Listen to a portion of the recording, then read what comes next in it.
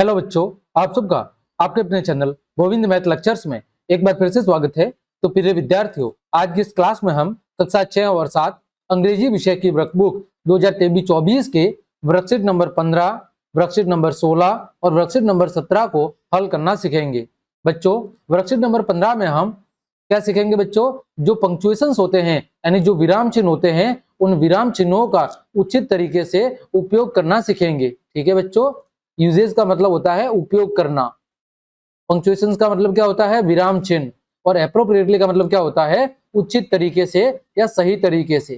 ठीक है बच्चों, तो हम विराम चिन्हों का उचित रूप से उपयोग करना सीखेंगे। देखो बच्चों, पहला प्रश्न, रीअरेंज। रीअरेंज का मतलब होता है बच्चों पुनः जमाना। The given words to make meaningful. Meaningful का मतलब होता है बच्चों अर्थपूर्ण। मीनिंगफुल का मतलब क्या होता है? मीनिंगफुल का मतलब होता है अर्थपूर्ण, जिसका कुछ अर्थ निकलता हो। सेंटेंसेस। सेंटेंसेस का मतलब क्या होता है? वाक्यों। ठीक है। And punctuate them using appropriate capital letters, यानी कि बड़े अक्षर, कॉमास एंड फुल स्टॉप। यानी वाक्य के अंदर जो शब्द दिए गए हैं उनको बच्चों आपको सही क्रम में जमाना है, ताकि एक अर्थपूर्ण वाक्य बन सके।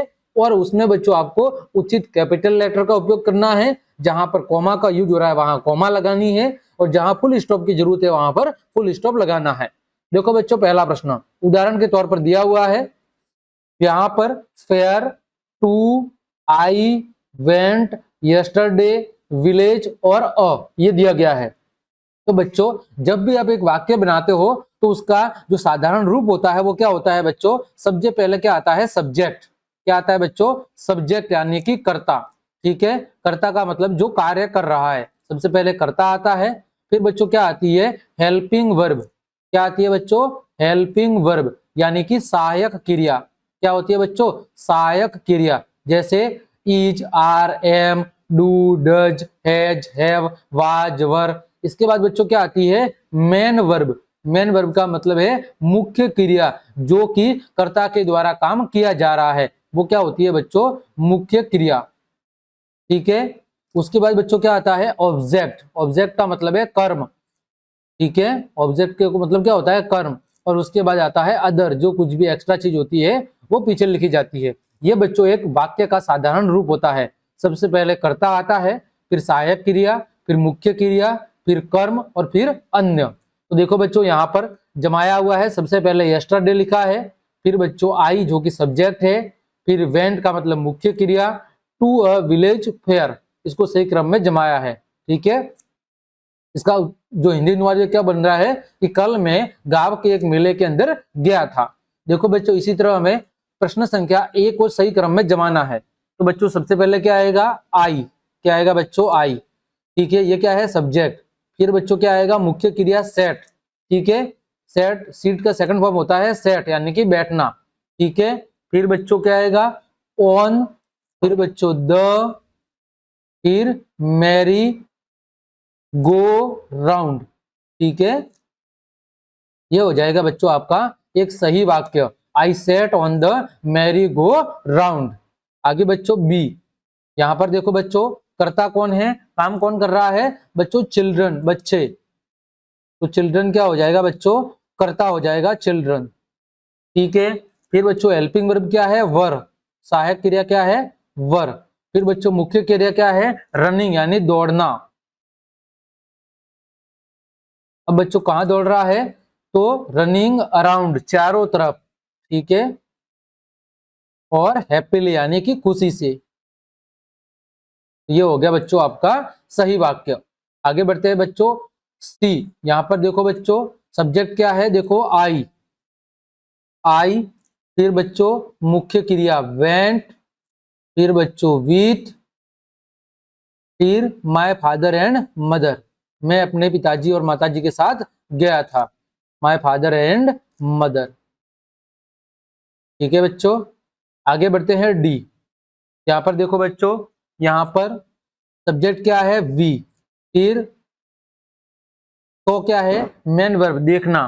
ठीक है। फिर लॉट्स ऑफ कैमल्स, मैंने क्या देखे? बहुत सारे हमने ऊंट देखे। ठीक है। एंड गॉट टॉयज, यानी हमने कौन से?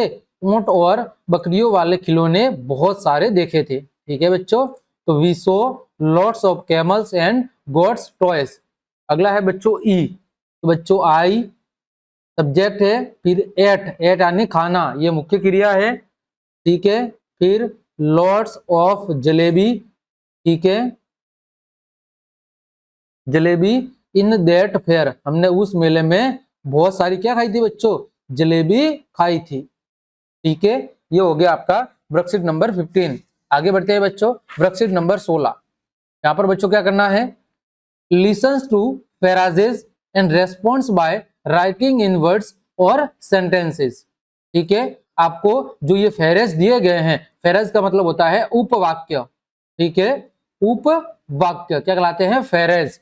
तो बच्चों जो ये फेरेज दिए गए हैं, इनको बच्चों आपको पढ़ के सुनना है और फिर उसके आधार पर आपको क्या करना है, उचित जो चित्र दिए गए हैं उनके साथ आपको मिलान करना है। देखो बच्चों, listen to the following phrases and match the correct sentences with their images. इस फ्रेजेस को पढ़ना है, आपको अच्छे से समझना है और फिर उचित चित्र के साथ क्या करना है, मिलान करना है।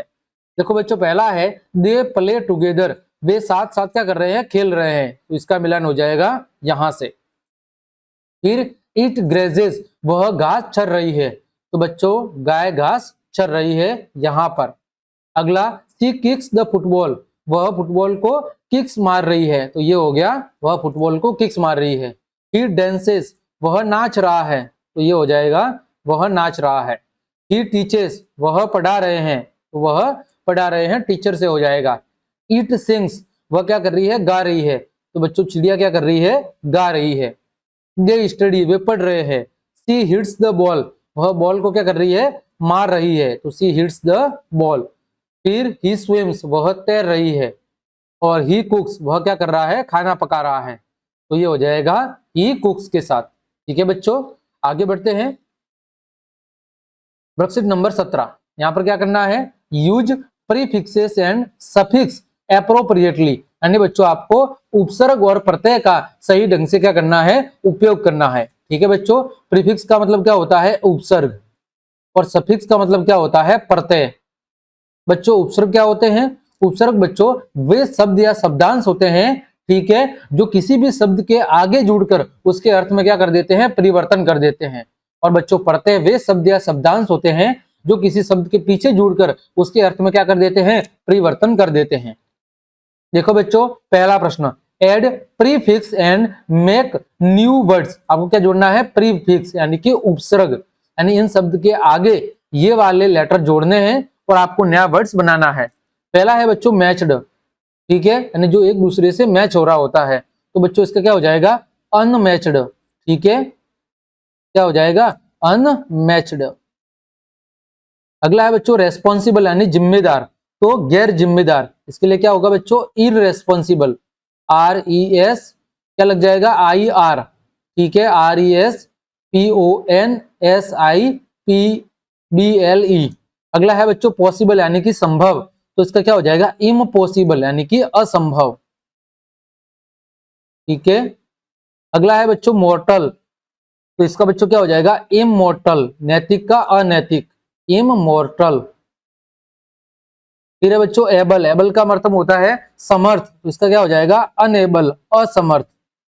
अगला बच्चा रेगुलर का मतलब नियमित, तो इररेगुलर का मतलब अनियमित। ठीक है बच्चों, आगे बढ़ते हैं। Add suffix and make new words, suffix का मतलब है प्रत्यय, यानी हमें पीछे जोड़ने हैं ये शब्द और नया शब्द बनाना है। पहला है बोल्ड, तो बोल्ड का क्या हो जाएगा बच्चों, बोल्डली।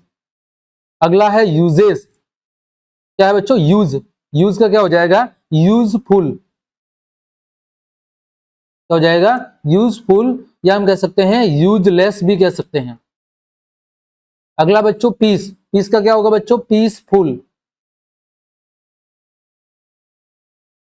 अगला बच्चों नीट, नीट का क्या होगा, नीटली, नीट का मतलब होता है क्लीन, साफ सुथरा। अगला है होप, होप का मतलब होता है आशा, और होपलेस का मतलब होता है आशाहीन। अगला बच्चों है ग्रेट, ग्रेट का मतलब महान, उसका क्या हो जाएगा, ग्रेटनेस यानी कि महानता।